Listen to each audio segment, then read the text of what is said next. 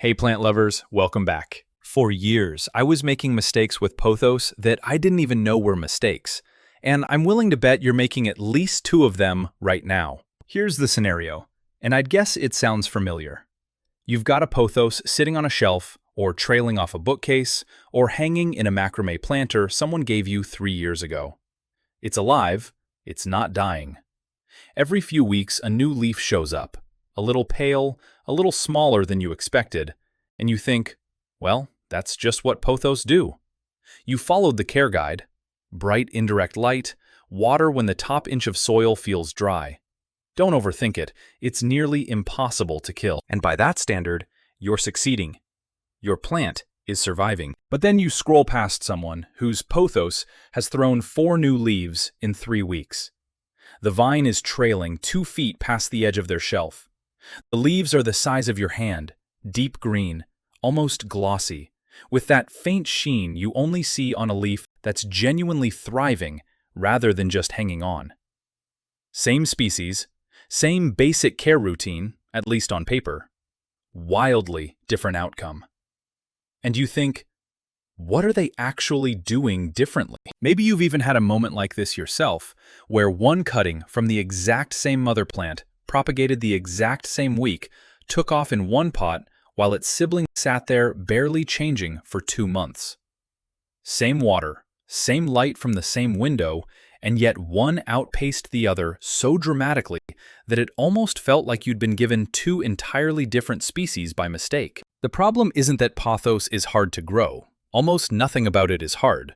The problem is that the advice that keeps a Pothos alive and the advice that makes a Pothos thrive are 2 completely different sets of information, and almost nobody separates them. You can follow every basic care tip perfectly and still end up with a plant that just exists. Once you understand why, once you stop treating it like a plant that simply needs to not die, and start treating it like the specific, evolved tropical climber it actually is, everything changes. Not gradually either. Once a few of these factors line up, the difference shows up fast. Hit subscribe if you want real, practical plant knowledge every week.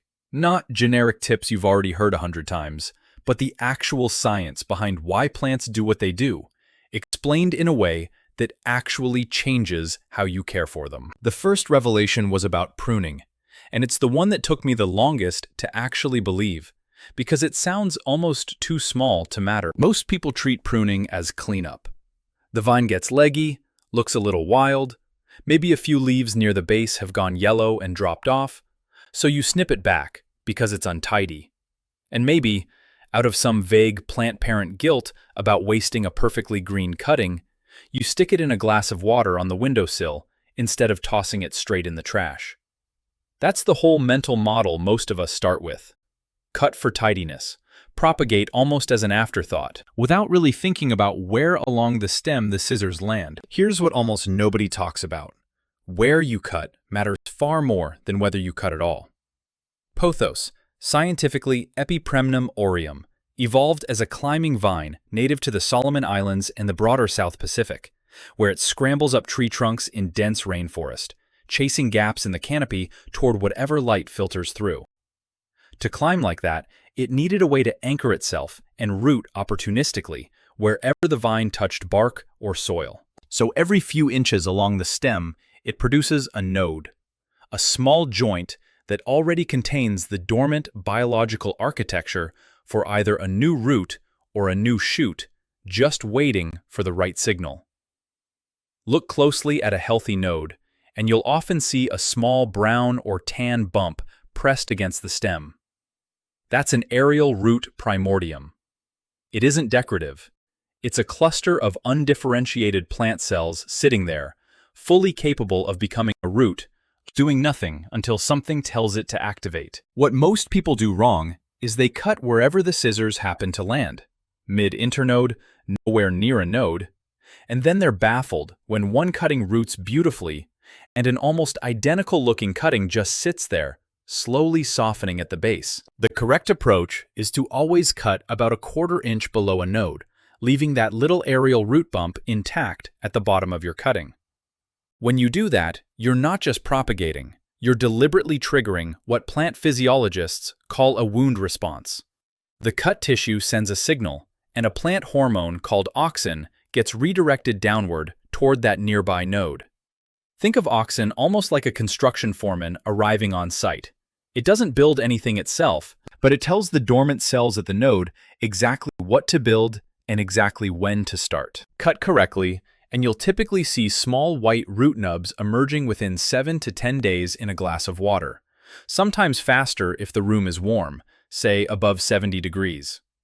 Cut in the wrong spot, miss the node by even half an inch, and you can end up staring at the same cutting for 3 weeks while it does nothing, or worse, starts to brown and rot from the cut end upward. This one change, being deliberate about a quarter-inch below the node instead of cutting anywhere convenient, was the difference, in my own experience, between propagation that worked 9 times out of 10 and propagation that felt like flipping a coin every single time. Here's the one that changed everything for me about light, and it's almost the opposite of what every basic care guide tells you, because most guides stop one sentence too early. Bright indirect light is true.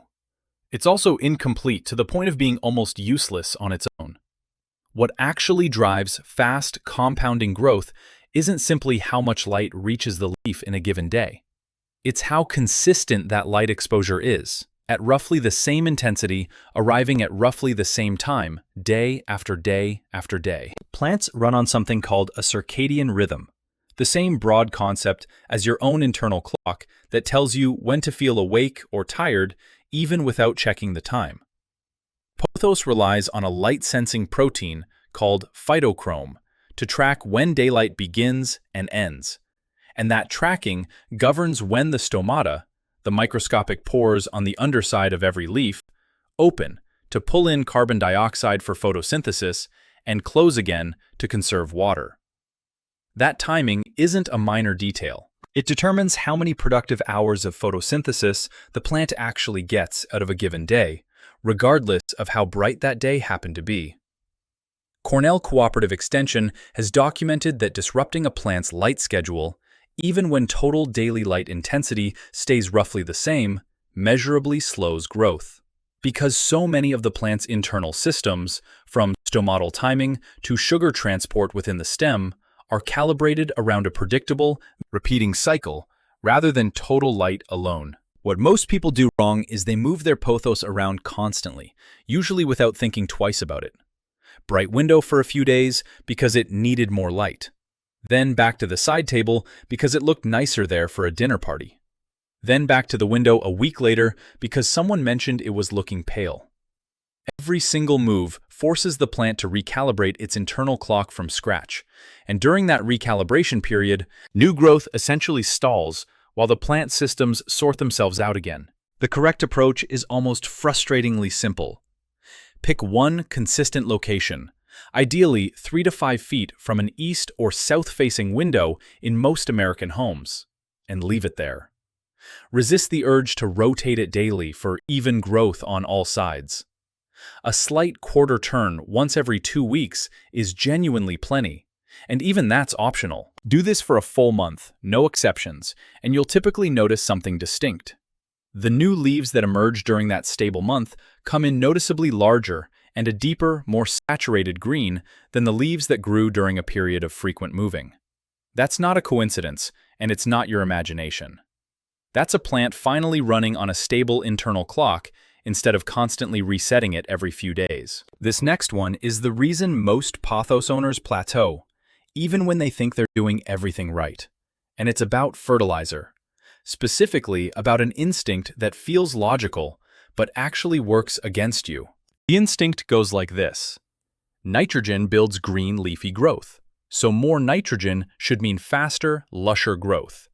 It feels like simple math. More of the leaf-building nutrient equals more leaves, faster.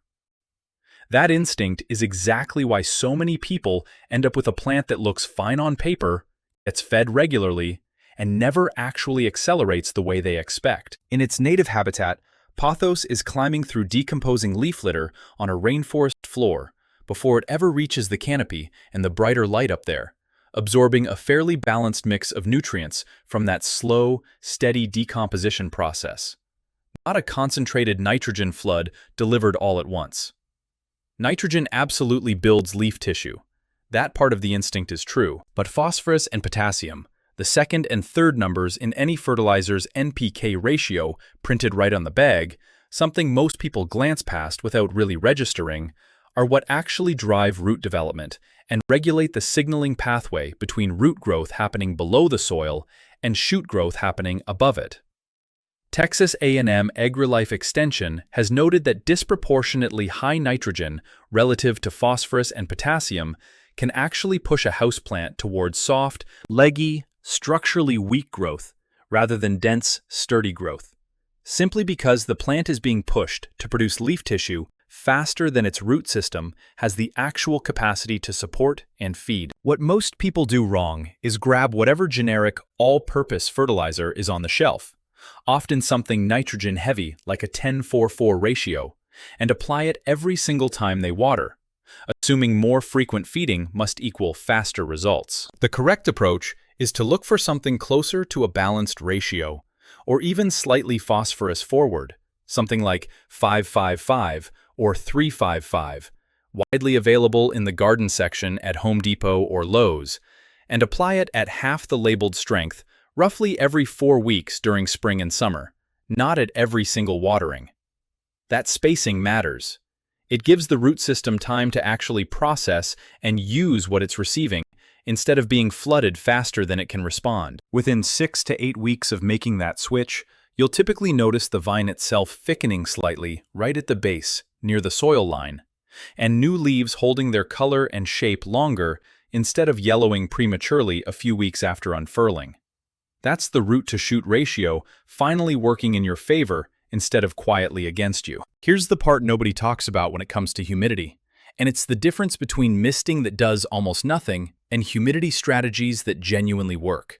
Pothos comes from an environment where ambient humidity regularly sits above 60%, sometimes well above it during rainy seasons.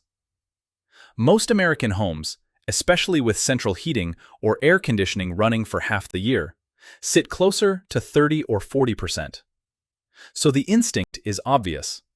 Mist the leaves a few times a day, problem solved. Except misting doesn't work the way most people assume, and the reason comes down to something called a boundary layer. Every leaf surface has an extremely thin, microscopic layer of still air sitting right against it, where humidity is naturally a little higher than the surrounding room air, simply because the leaf itself is constantly releasing tiny amounts of water vapor into that immediate space. Misting briefly wets the leaf surface directly, but that boundary layer reforms almost immediately, and the surface moisture from the spray evaporates within minutes, usually before it provides any meaningful benefit to the plant at all. Worse, in some cases, leaving leaves wet repeatedly, especially in a room with limited airflow, actually increases the risk of fungal leaf spotting rather than helping anything, because standing moisture on a leaf surface for extended periods is exactly the kind of environment certain fungal spores need to take hold. What most people do wrong is mist once a day, sometimes twice, feel like they've done something proactive and caring, and assume that single brief action is meaningfully raising the humidity around the plant for hours afterward.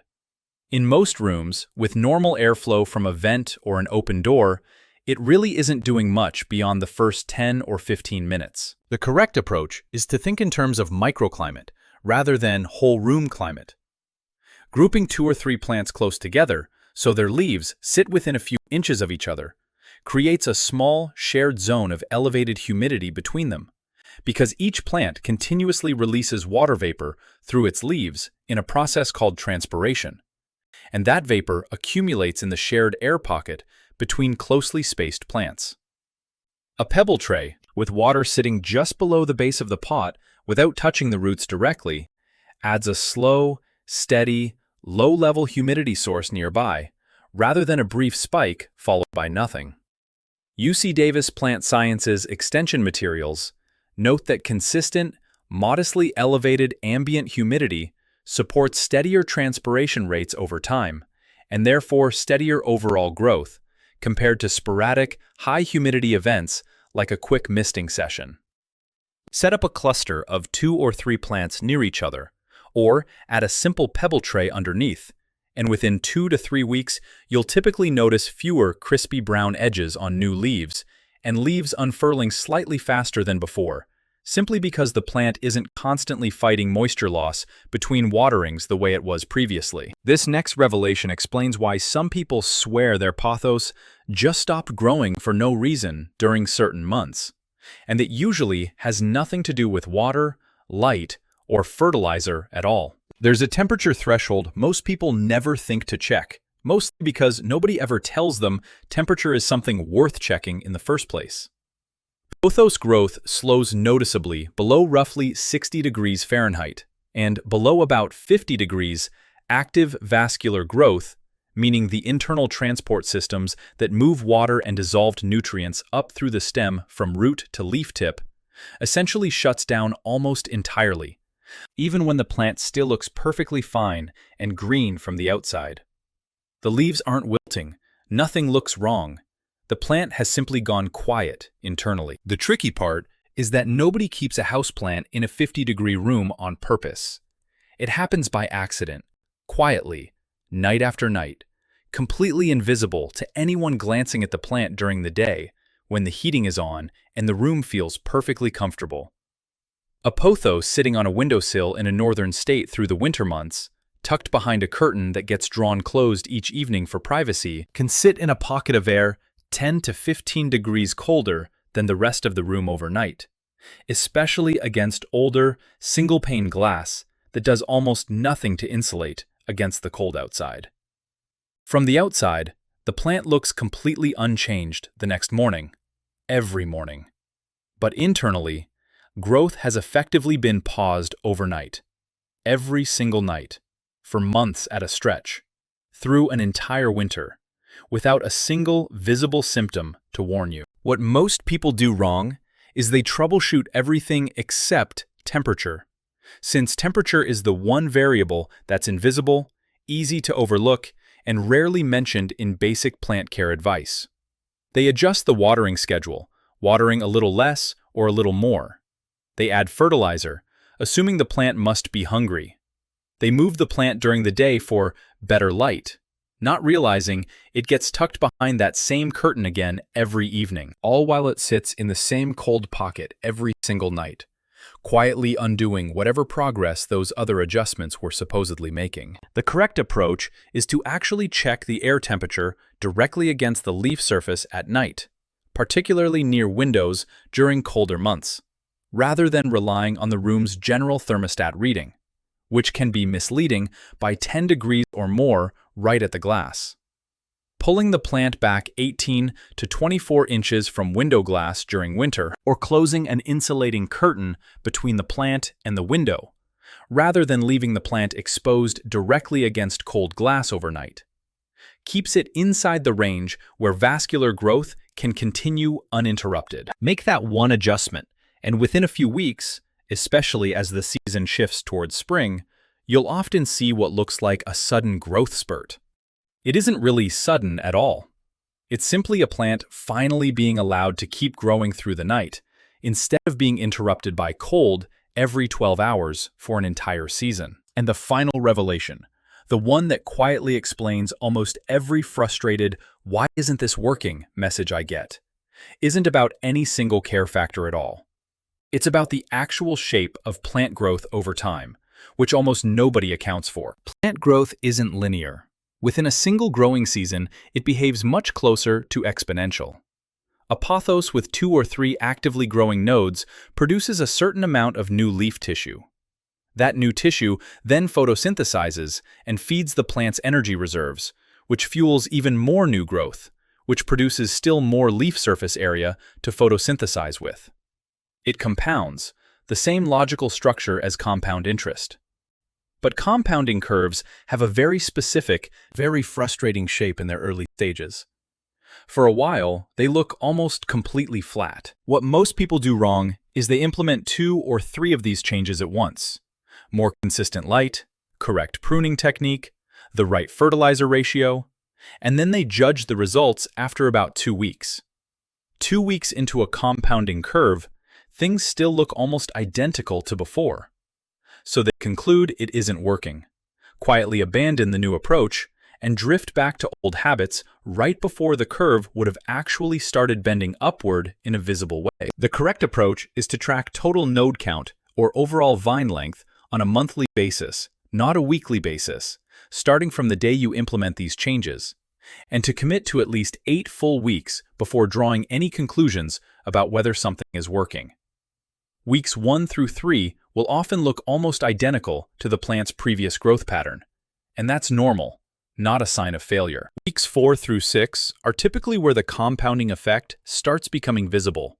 Multiple nodes activating at once, vine length increasing noticeably faster month over month than it had been. Stick with it through that frustrating flat stretch, and by week 8, the difference compared to a plant still under the old habits isn't subtle at all.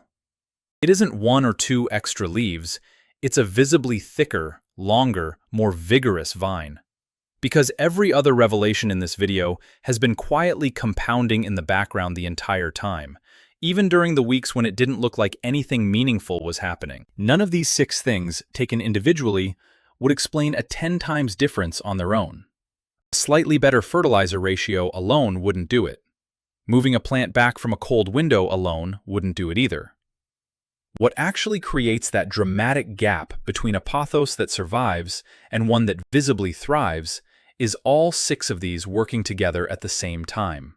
Each one removing a small, invisible bottleneck the plant had been quietly fighting against for months, sometimes years, without you ever knowing it was there. If there's one sentence that summarizes everything here, it's that pothos doesn't need more effort from you.